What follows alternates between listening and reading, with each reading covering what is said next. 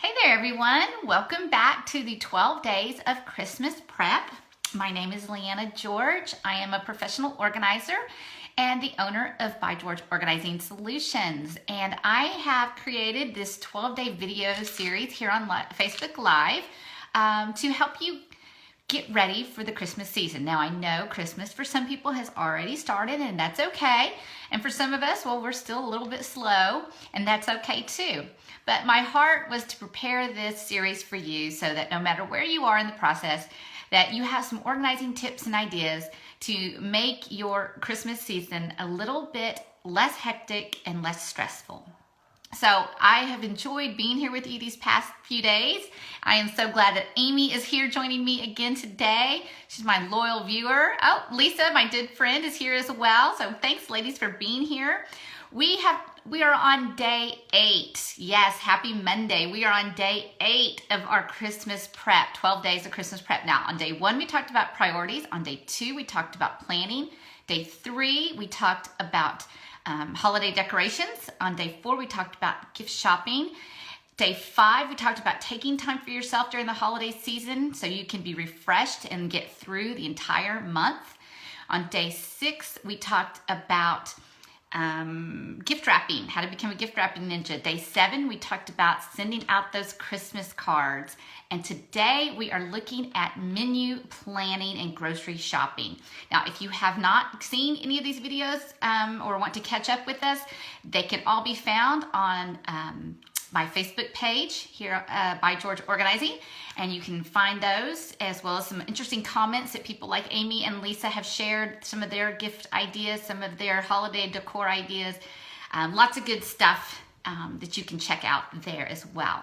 So let's get into menu planning and grocery shopping because I have a lot of tips I think might help cut down on the chaos and the craziness that goes along with menu planning. Now, when I'm talking about menu planning, I'm talking about everything that has to do with food for the holiday season. That could be any kind of party you have to go to, any kind of baking that you might need to do for your child's school.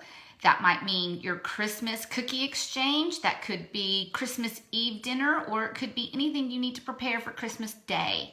So it's a lot of cooking, baking options that we've got going on, and that can lead to a lot of headache and overwhelm. So my first tip for you today is to determine now all the food that you have to prepare for the next month. I already have 2 parties this coming week, and I have to have food for both Thursday night and Friday night. So I am already looking and trying to get planned for that, and then I have to look at the rest of my month as well. And another tip I will give you is try to prepare the same thing as many times as you can. We'll get to that tip again in a minute. But go through your recipe box, go through all your cookbooks, through all your Pinterest boards, and start pulling out the recipes that you are going to need. You're probably going to need your calendar with you when you're doing this, so you'll know what you've got going on and what kind of food you need to be bringing or preparing for that particular day or event. So go ahead and get your calendar out that we talked about in day 2 of planning, and get your recipes and ideas. Maybe you're going to surf the web a little bit for some ideas. Whatever it is, start pulling out those recipes now and getting those things narrowed down what you want to cook. Don't wait until the last minute to go, oh my goodness, the party's tomorrow, what am I going to make? That's what causes the overwhelm. That's what causes the stress. So we want to start early to get that out of the way. Like I said, if you can, try to make the same meal as many times, or the same baking item as many times as possible, because here's why. You can buy in bulk, which is going to save you time, and it's going to save you money, and it's going to save you energy, and you can bake in bulk for all the same reasons. So you won't have to buy just 1 square tub of butter. You can buy 3 or 4 at the same time, and then use it as you need it throughout the month. So that way you don't have to make this trip to the store so many times as well. So that's why I really encourage you to try to make the same thing as much as possible. Plus, you'll get really good at it. And so by the 6th or 7th time of making it, it's going to be awesome, right? At least that's my hope when I bake something. All right. Once you know what you want to cook, once you know the recipes that you're going to need, then it's time to start taking inventory. And what does that mean? It means you got to start making your list. Just like Santa does with his presents, we've got to do that with our menu planning. And I've created a Christmas shopping list that you can get on my Facebook page as well, under Christmas planning page templates. And this is a great way to just print this out and start making a list of everything you need. You need to look at each recipe that you have and determine what it is you need versus what you already have. And so go ahead and start making that list of what you need and also what you have, because you may be short on an item or you may use it up during the next few weeks before you're ready to bake it. Does that make sense? And then you get to the month when the day you're ready to bake and you thought you had better, but you used it all up during the month and now you don't. So you want to be able to be looking at all of these different aspects, which makes it a little bit complicated, but if you can try to get it down on paper or on an app, which I'm going to share with you in a few minutes, it makes it a lot easier. So when you do that, try to do your list in as much detail as possible, whether that's brand name, whether that's quantity, whether that's how many you need and the size that you need.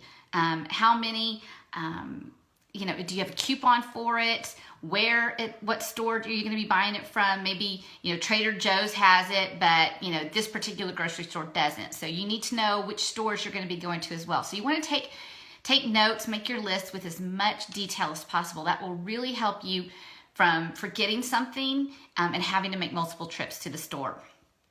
So after you've made your list, before you head out that door, kind of like what they say when you're about to cut some lumber, measure twice, cut once. So we want to measure twice, check our list twice and only have to go to the store a few times. So try to make your list as detailed as possible and check them over and over again before you head out the door. Now, we all know that the grocery store can be a crazy place at Christmas time. So the other good thing that you might want to think about doing is determine now when you're going to go to the grocery store. You might be able to go ahead and stock up on all your non-perishable items now. They're not going to go bad, right? So why not go ahead and get it out of the way before the stores get crowded and crazy closer to Christmas? If you go ahead and put that into your calendar, you can do a big shopping trip and only have to do maybe one for the non-perishables. And then go ahead and plan according to your events or your calendar when you're going to go back for those perishable items that you're going to need pretty fresh. And get that in there as well. Because if you know, I got to go the day before Christmas Eve on the 23rd, if you have it in your schedule, you'll know maybe you need to go before you go to work or early in the morning, and you can avoid the rush and the craziness of the grocery store. So try to go ahead and get that out on the schedule. Like I mentioned a minute ago, I really encourage you to use technology, because if you're like me, I make this list. It's beautiful and it's all written out, and then, like I mentioned the other day, I leave it at home. And somebody said, yeah, but I can take a picture or have my kids take a picture and text it to me so I have it at the grocery store. I don't have anybody at home anymore. My kids are gone, so there's no one at home to take a picture and text it to me when I'm at the store, so I'm kind of stuck. So put it in your planner if you're going to go with paper and pen, or use apps on your phone that work across all devices. So there are a few that I highly recommend. 4, Big Oven is one that's really, really good. It's very popular. And most of these apps that I'm recommending, of course, I'll write them down in the comments, but they're not only recipe procurement, which means you can go through and find recipes if you don't know what it is, but you can also make your grocery list and have everything in one place. So it's really kind of nice that they make these apps like that. But Big Oven is very popular. Pepper Plate is another one. Paprika app is the third one I would recommend. And of course, my favorite, as always, is Evernote. So those are really great because they work across all devices. So even if you're doing something at home on your desktop, it will transfer over, it will sync to your phone, it can sync to other people's phones. So if you need your husband to pick your list up, that helps as well. So try to keep those in mind and use those to your advantage. Now, we all know that, like I said, sometimes we have to go to separate stores. So I want to encourage you, if you're going to multiple stores to pick up different food items, that you make a list for each of those stores. So rather than having one long running list and having this 5 or 6 pages long. What I recommend is that you say, and if you'll see up here, it says for blank store. Make just each store have its own list.